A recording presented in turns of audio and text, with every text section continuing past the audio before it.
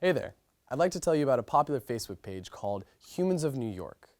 Now, Humans of New York is one man's attempt to catalog the beautiful stories of, you guessed it, people in New York. And he's pretty popular. He's got about 17 million followers, so he's essentially the entire country of Ecuador. I'd like to share one of his collected stories with you.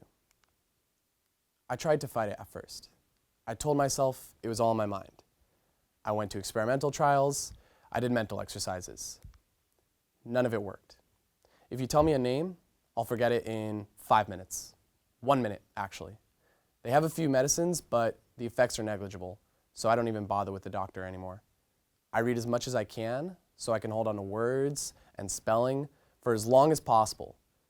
But other than that, there's nothing left to do but wait. Imagine that's your hand on there. Your prognosis, your story. This is what we're up against in the Neuroscience Research Institute.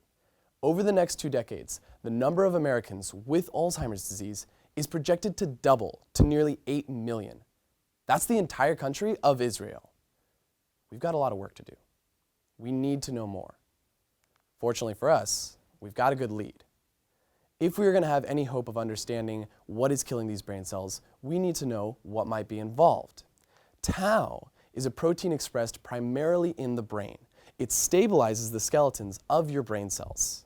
Tau is also present in Alzheimer's patients, but a lot of it is in a different form, in the form of these big protein tangles.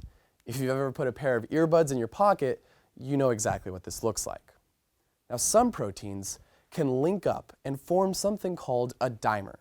It's like having 2 pieces of Velcro. When they get close together, they link up and form that dimer. Some proteins can also have electric charges on them. And if you look at the charges on tau, you see something very insightful. It's possible that the charges on tau can cause it to zipper up and form a dimer with other tau proteins.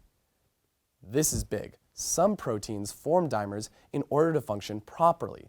So if tau, a protein involved in Alzheimer's disease, is forming these dimers in our brains, we need to know, because that can reveal a lot about how tau behaves or contributes to Alzheimer's disease.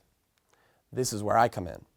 My independent project has been to tag tau with 2 special markers that will light up like the 4th of July when I tell them to. If I can tag tau with these markers, I can measure the microscopic distances between tau proteins. A lot of progress has already been made. I've already isolated tau protein as well as the 2 markers I plan to use. All that's left is to glue them together and measure the distances. Now, this is really exciting because if we can better understand tau, if we can better understand Alzheimer's disease, we can give that hand, that man, those 8 million people a fighting chance in the future. Thank you.